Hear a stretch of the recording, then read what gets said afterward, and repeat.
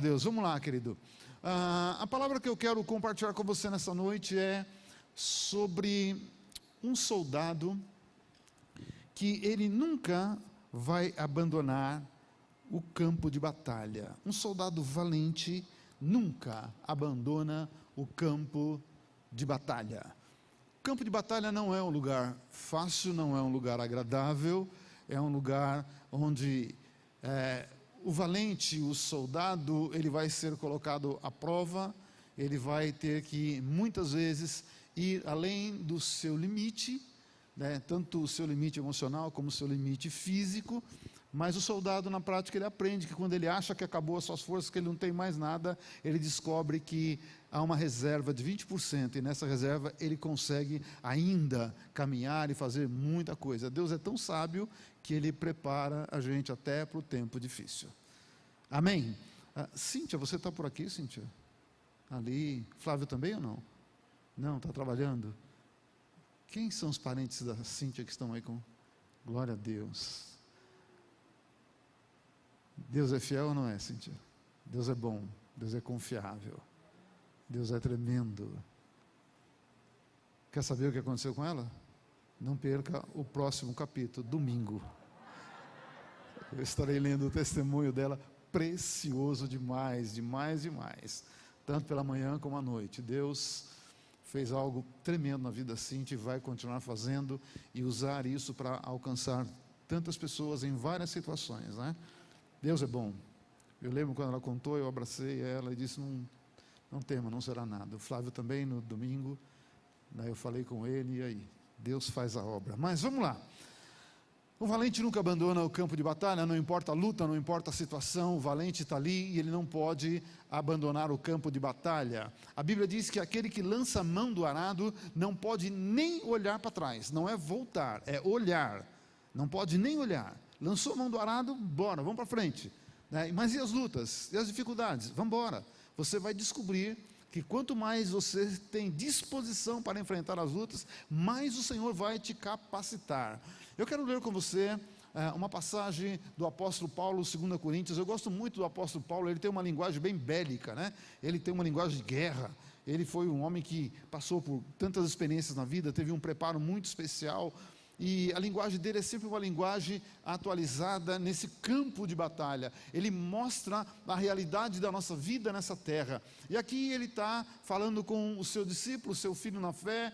Já é a segunda carta que ele escreve para Timóteo, e ele fala coisas interessantes para Timóteo. Ele, numa outra passagem, ele diz que Timóteo não recebeu o espírito de covardia, mas o espírito de fortaleza, o espírito de equilíbrio, de amor. Então ele sempre está ali motivando, ensinando esse discípulo como deve ser. Ele diz assim, tu pois, filho meu, fortifica-te na graça que está em Cristo Jesus. Paulo sempre tem uma palavra, essa palavra eu tomo para mim e quero repassar a você. Sabe, quando Paulo vem falar com a gente, ele sempre nos motiva, ele sempre traz à nossa memória coisas que Jesus fez, coisas que Jesus faz, ele sempre traz à nossa memória isso. E ele diz, olha, se você quer ser fortalecido, se você quer ser uma pessoa mais forte, ele falou, lembra da graça do nosso Senhor Jesus Cristo, porque essa graça, ela também vai te fortalecer. Ela não só vem para te salvar, para te perdoar, para te abençoar, mas ela também serve como, sabe, uma vitamina poderosa para te fortalecer em todas as situações da vida.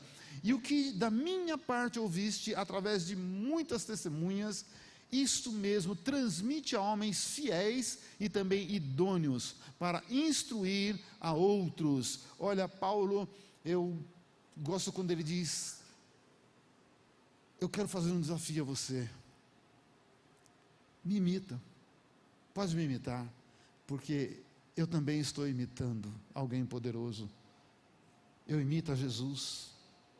Então Paulo tem a ousadia de dizer, olha para a minha vida, e pode fazer o que eu faço, não é só fazer o que eu falo, mas faça o que eu faço, porque eu busco imitar ao Senhor dos Senhores e ao Rei dos Reis. E ele fala ao filho na fé, ele diz, olha, tudo aquilo que você ouviu da minha boca, tudo aquilo que eu compartilhei com você, ele falou, passa isso para frente. Mas é interessante, Paulo também era seletivo, sabia disso?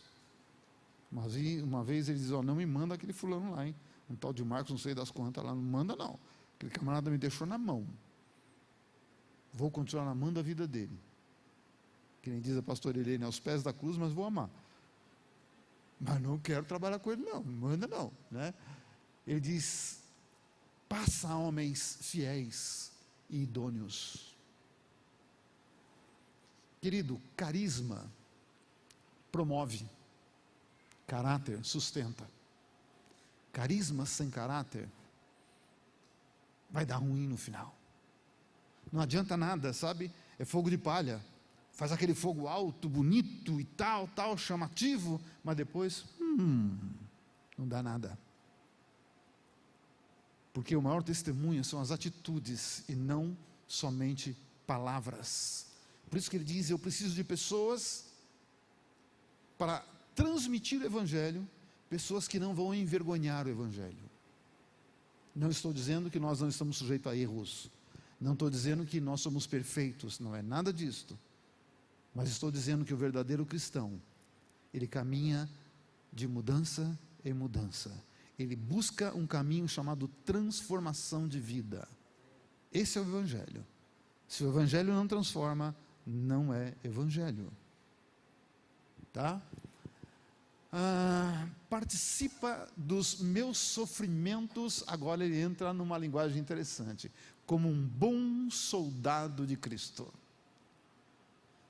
Irmão, todos aqueles que ganharam a salvação é pela graça, não de graça. Você ganhou a salvação pela graça porque alguém pagou o preço desse nosso manjar, dessa nossa festa, alguém pagou esse preço. Ele diz, se você ganhou a salvação de graça, sabe, eu falo você, mas nós ganhamos a salvação pela graça, nós ganhamos o perdão dos nossos pecados, pelo sacrifício, e para nós foi pela graça.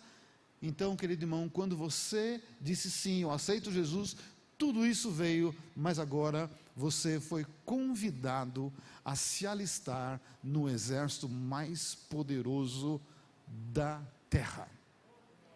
E o general desse exército chama-se Jesus Cristo de Nazaré.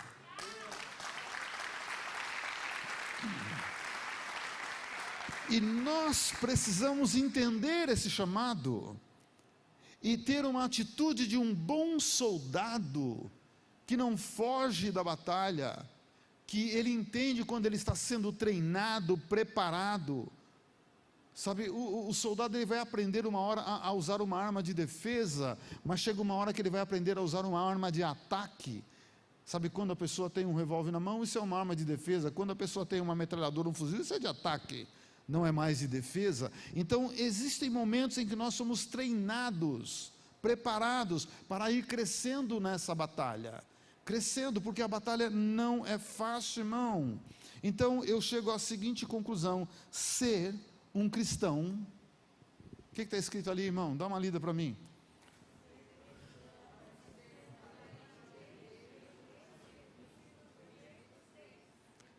Se você pensou que ser cristão é só vir ficar sentado na igreja, levantar a mão, aleluia, glória a Deus, e tal, não, querido irmão, prepara, porque vem chumbo grosso, porque lá fora a bala é de verdade.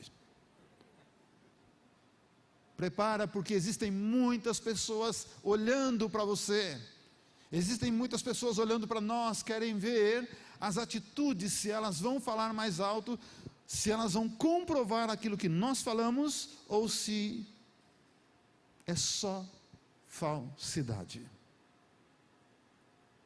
E quando você se converte, quando você nasceu, você já arrumou um monte de inimigos. Sabe por quê? Quem é a imagem e semelhança de Deus aqui? Deixa eu ver.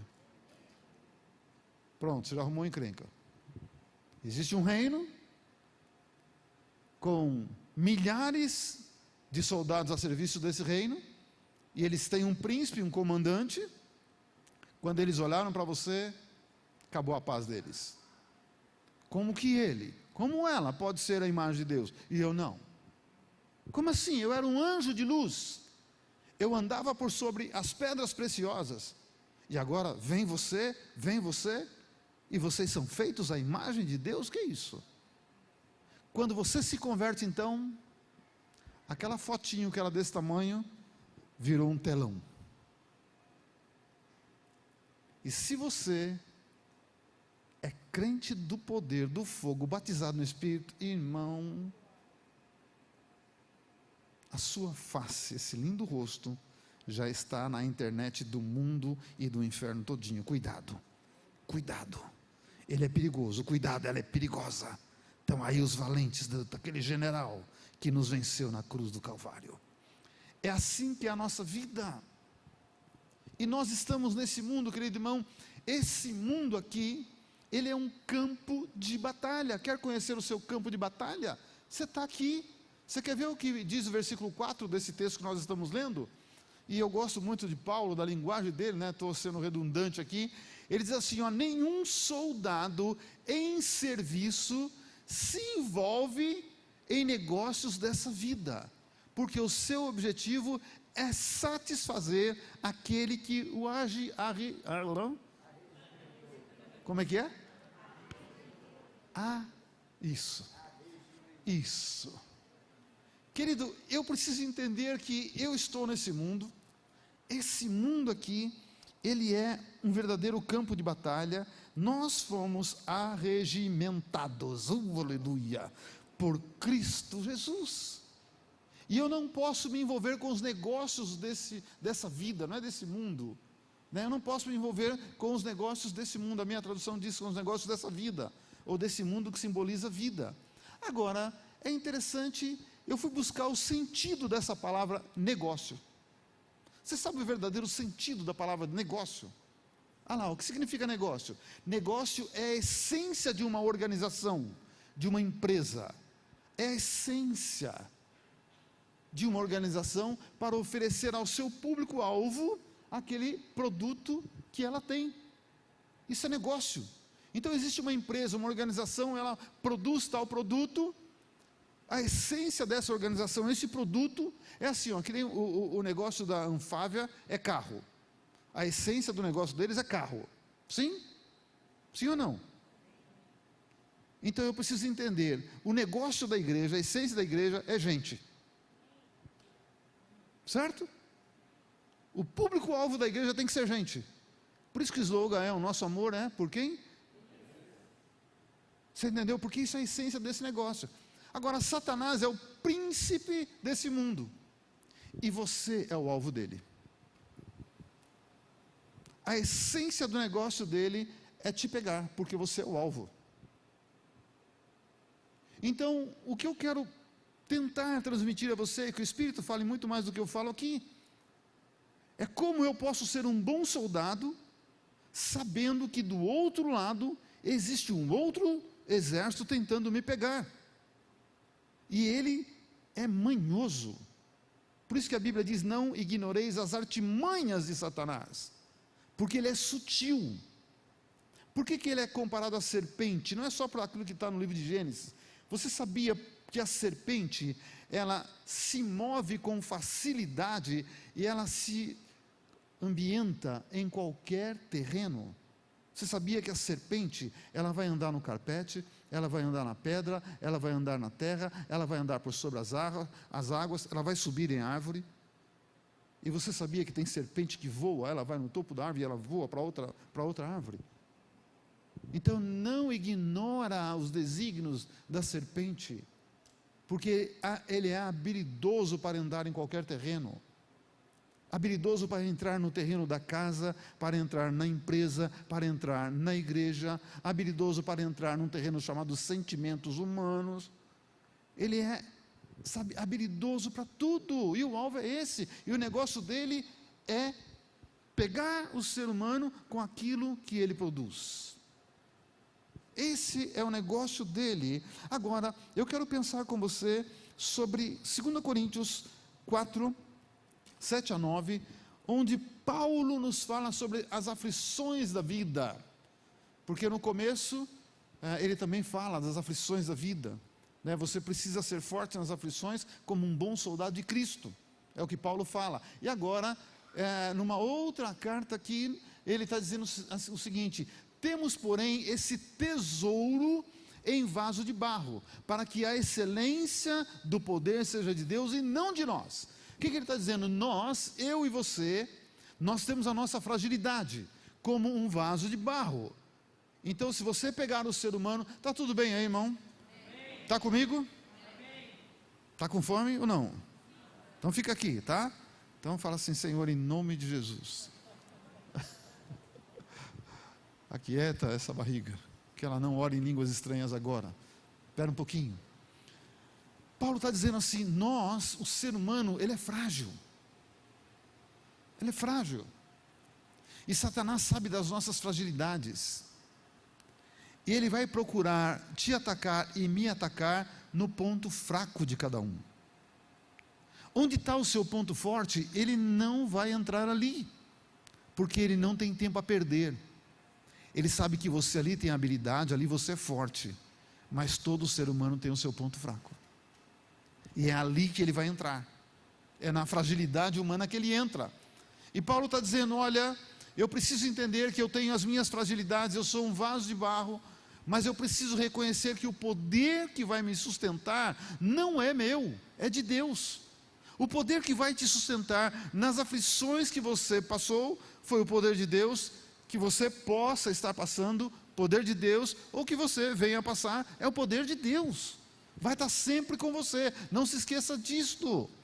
Em tudo somos atribulados, porém não angustiados, perplexos, porém não desanimados, perseguidos, porém não desamparados, abatidos, porém não destruídos. Então, querido irmão, aqui eu quero tentar passar para você a artimanha de Satanás, tentando entrar na nossa parte emocional. Como ele pega a parte emocional das pessoas, e às vezes uma notícia, ele abala o emocional de uma pessoa por um bom tempo. E se a pessoa não estiver preparada, querido irmão, a tendência é deixar o campo de batalha. É deixar, não vou, olha o que deu, olha aí, está dando tudo errado, é melhor parar e não sei o que.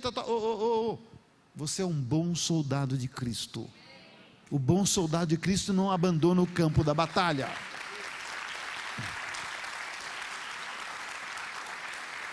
Porque, querido irmão, na lei militar, o soldado desertor está encrencado. Ele pode até enfrentar uma pena de morte. Então Paulo, usando essa linguagem bélica, essa linguagem de guerra, é isso que ele tem para me ensinar e te ensinar. Não podemos abandonar o campo de batalha. Então eu preciso saber trabalhar, saber processar todas as aflições que eu passo, ou que talvez venha a passar. Eu preciso entender essas aflições e o objetivo dessas aflições. Sabe, ela pode ter um objetivo maligno, Satanás impondo uma situação, ou ela pode também ser algo que vai nos fortalecer, porque Deus, ele transforma a maldição em bênção. Aquilo que te aflige hoje te faz prosperar amanhã. Deus entra no negócio e muda a história. Lembra, se eu não me engano, que foi de Benjamim, que Deus diz a ele: na terra da tua aflição eu te farei prosperar. Então não fique bravo, não fique triste, desanimado quando você passar por lutas, porque Deus te fará prosperar nesse lugar, nesse momento de luta e de aflição. Não é para abandonar o campo de batalha. Eu fiz um quadrinho ali sobre o que Paulo fala. Por favor, me ajuda aí, querido. Atribulados, sim. Angustiados, não. Angustiados, não.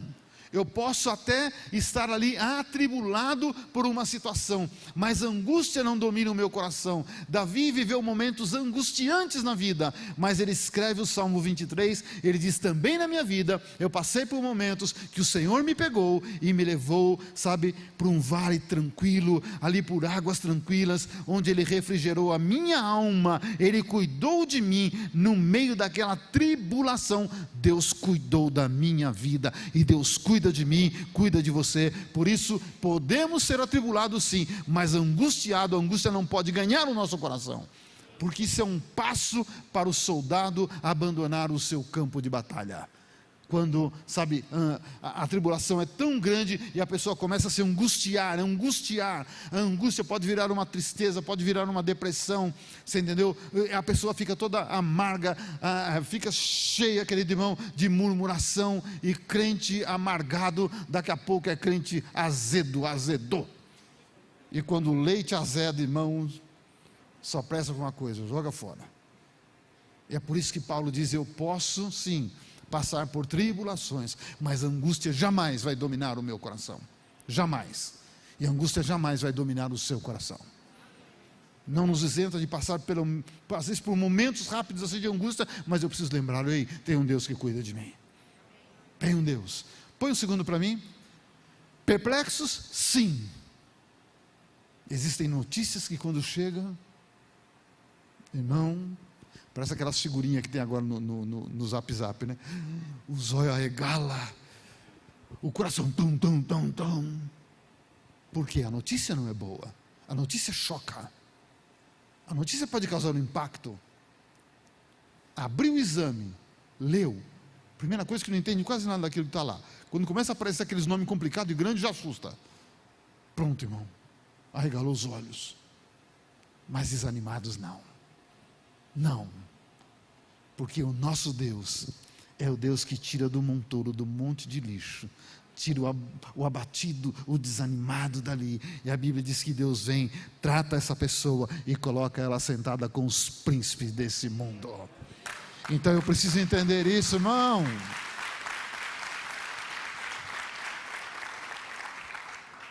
Esse negócio de perplexo, eu já falei isso aqui acho que algumas vezes. Teve um dia na minha vida que eu fui, a pedido de uma família que não eram da nossa igreja, eu fui visitar uma pessoa que estava no Charcot.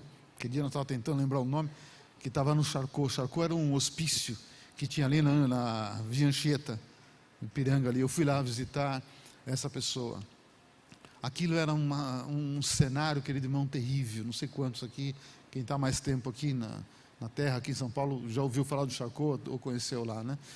Aquilo era um cenário terrível lá dentro, irmão, terrível. Lugar de louco mesmo. E você entra lá, você não toma cuidado, você fica louco também.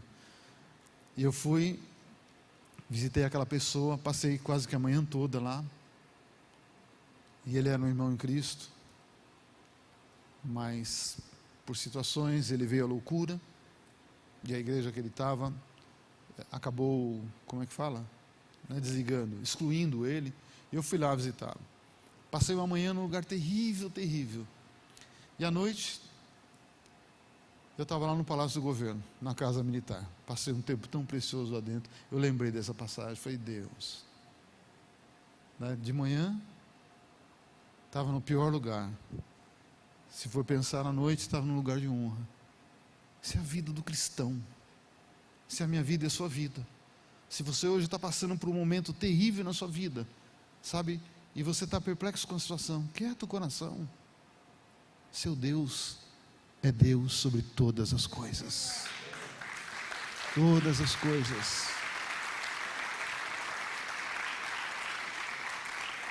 E na verdade Ele está nos treinando, nos preparando para coisas maiores que virão.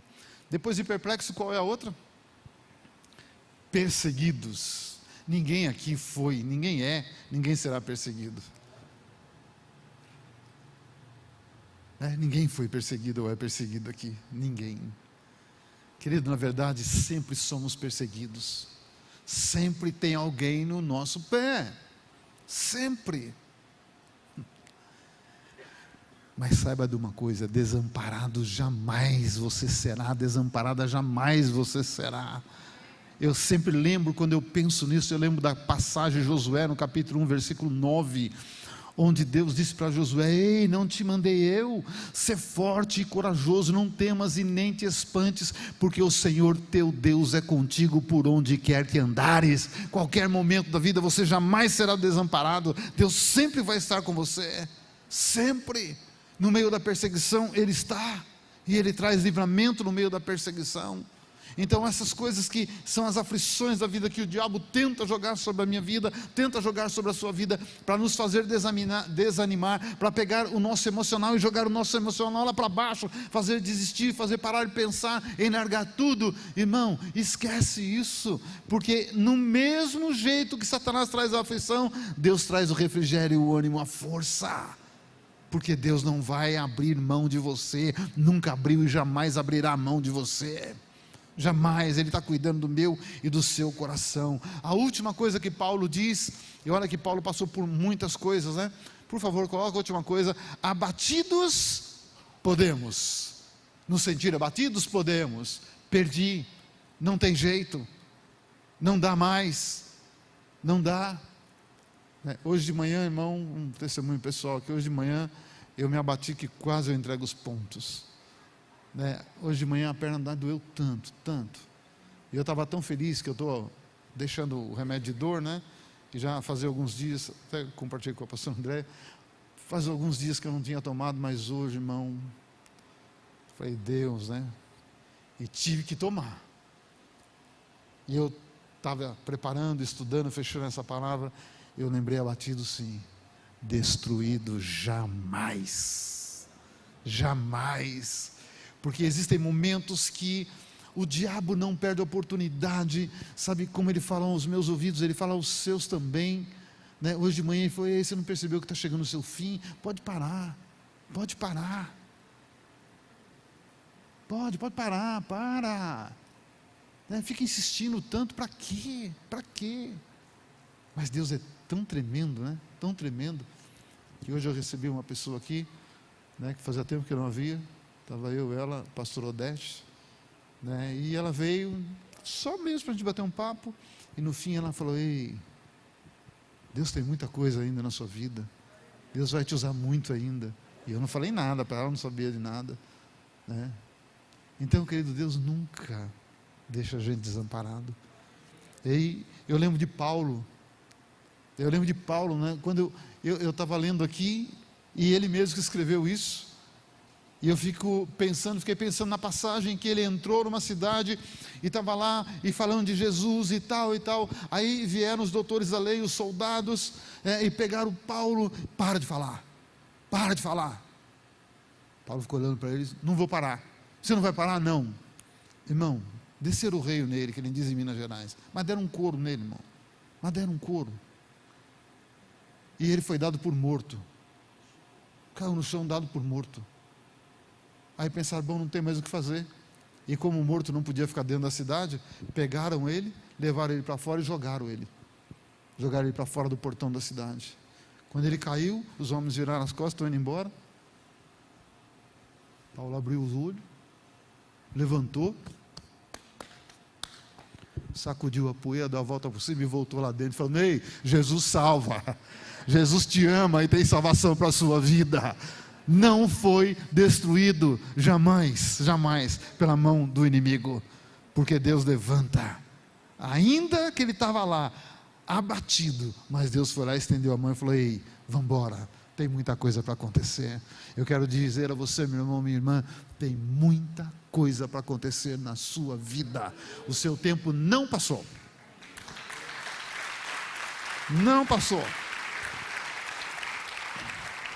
Outra coisa que eu quero compartilhar com você, onde é o nosso campo de batalha?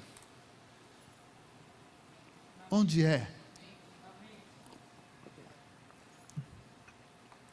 Campo de batalha, quando nós vamos estar com o Instituto da Missão Shekinah a partir de março aqui, e uma coisa nós vamos aprender também sobre batalha. Existem alguns níveis de batalha. O primeiro nível de batalha espiritual é na mente. Campo de batalha é aqui, o primeiro. Aí tem o segundo, tem o terceiro, aí vai subindo. Aqui, nós estamos falando do maior campo de batalha, maior nível de batalha. E onde é esse campo de batalha que é tão grande, irmão? Tão grande. Vamos ver o que Paulo diz com relação a esse campo de batalha a Éfeso, aos irmãos de Éfeso. Éfeso era uma cidade muito maravilhosa, uma cidade portuária. As ruas de Éfeso, já falei para vocês aqui, a principal avenida de Éfeso, o chão dela é mármore, cheio de colunas. Nós tivemos o privilégio de estar 2 vezes nessa cidade, cheia de colunas de mármore ainda, naquela avenida grande, lá o que nós temos hoje aqui como shopping, já tinha em Éfeso. Na Éfeso já tinha shopping, um negócio maravilhoso a cidade de Éfeso, uma cidade muito rica, e Paulo, quando está escrevendo a esse povo, a essa cidade que tinha Diana como rainha, ele diz assim, ó, quanto ao mais sede fortalecidos no Senhor e na força do seu poder. Vê que Paulo sempre repete isso, né? Olha, você precisa ser fortalecido na graça do Senhor Jesus. Aqui ele diz, sabe, sede fortalecidos no Senhor e na força do seu poder. Eu posso me fortalecer na graça, eu posso me fortalecer no amor, eu posso me fortalecer na força. Tudo isso Deus coloca à minha disposição e à sua disposição, para que não pereçamos nessa caminhada, para que não abandonemos o campo de batalha. Deus deixou, é como se nós tivéssemos vários potes aqui, assim, ó, de vitaminas para você tomar. Você pode ser fortalecido no meu amor, no meu poder, na minha graça. Sabe, tem vários, mas aqui ele diz, seja fortalecido na força do poder do Pai, revesti-vos, pois, de toda a armadura de Deus, para poder ficar de firmes contra a cilada do diabo, porque a nossa luta não é contra carne e sangue, e sim contra principados, potestades, contra os dominadores desse mundo tenebroso, contra as forças espirituais do mal nas regiões celestes. Você percebeu a palavra mundo aqui, ó? Existem dominadores nesse mundo. Então o campo de batalha, o maior campo de batalha que nós enfrentamos é aqui nessa terra, é onde você vive, onde eu vivo, onde nós vivemos. Ali é o maior campo de batalha da minha vida e da sua vida. Coloca para mim o 13, só para terminar. Portanto, tomai toda a armadura de Deus, para que possais resistir no dia mau, e depois de teres vencido, olha o que Paulo fala, é o que ele afirma, no meio dessas lutas, sabe, nós, revestidos da armadura de Deus, nós vamos vencer, resistir e passar pelo dia mau, e depois de teres vencido tudo, permanecer o quê? Abalável? Hã? Abalável? Por que tem dia que você se abala e quer desistir? Por que existem dias que eu me abalo e quero desistir como hoje? Você percebeu que Paulo sempre está nos falando? Porque ele conhece, e Deus conhece a nossa fragilidade. Ele conhece o que é a emoção humana. A emoção humana sobe e desce. O ser humano vai de um extremo a outro em coisa de segundos. Então é por isso que Paulo sempre vem falando essa mesma coisa. Eu gosto do conceito de Paulo sobre esse mundo. Por favor, coloca aí para mim, o que Paulo fala, nosso campo de batalha é esse mundo que o apóstolo Paulo chama de mundo tenebroso. O mundo que nós estamos vivendo, querido irmão, não se iludam, esse mundo é tenebroso. Esse mundo tem um príncipe do reino das trevas. Esse mundo jaz no maligno. Essa palavra jaz, você encontra ela no cemitério. Então esse mundo está sob domínio do espírito maligno que quer levar à morte, quer roubar, destruir e matar. Esse é o clima desse mundo. Esse é o clima. Por isso que Paulo diz que eu preciso ser fortalecido na força e no poder de Deus. Você, querido irmão, que é um soldado voluntário, chamado por Deus, prepara para enfrentar situações que vão tentar te derrubar, porque esse mundo é tenebroso. E é interessante que em qualquer lugar que você vai desse mundo, existe um pouco de trevas. Vai na escola, você vai perceber que existe um pouco de trevas na escola, no trabalho, na rua, com os amigos, na igreja. Você quer saber o que é um pouco de trevas? Dentro da igreja? Você está ali na pegada, animado, vamos embora, e vou ser voluntário, e vou trabalhar, é para ficar na porta, vou ficar, é para fazer isso, vou fazer, é para... Aí vem dizer, ei, você, na tua posição, você vai ficar na porta? Olha aí. Oi? Você não sabe a sua posição social? Olha, dá uma olhada lá no quadro da parede, vê os seus diplomas. E agora você vai ficar lá? ajudando o pessoal a estacionar carro, aguentando desaforo de crente mal criado? Não, crente mal criado não tem, né, irmão? Imagina. Crente que dá carteirada também não tem, irmão.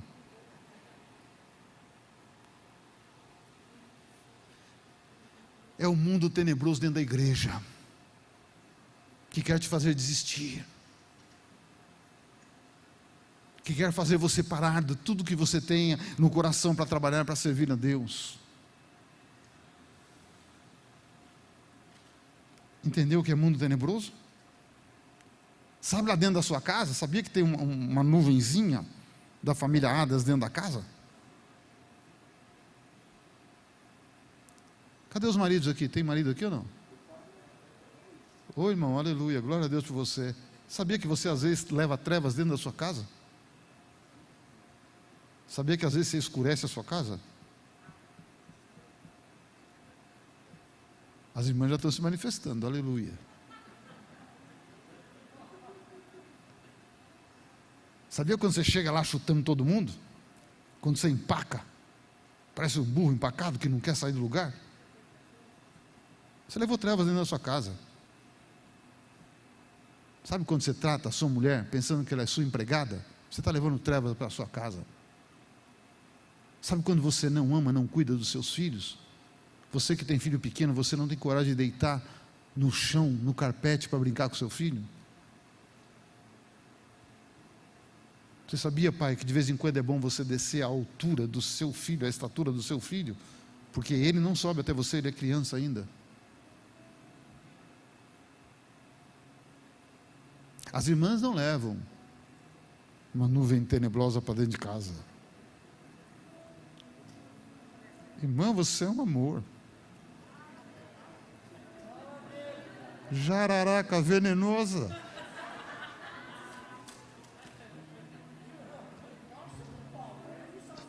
Não, nós somos burros, eu falei. Eu falei que a gente empaca.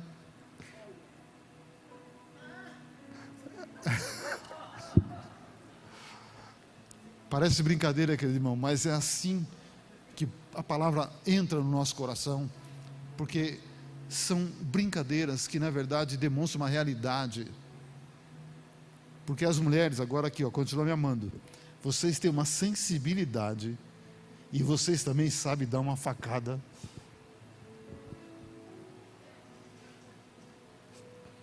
Com todo jeitinho, mas irmão, como dói a facada.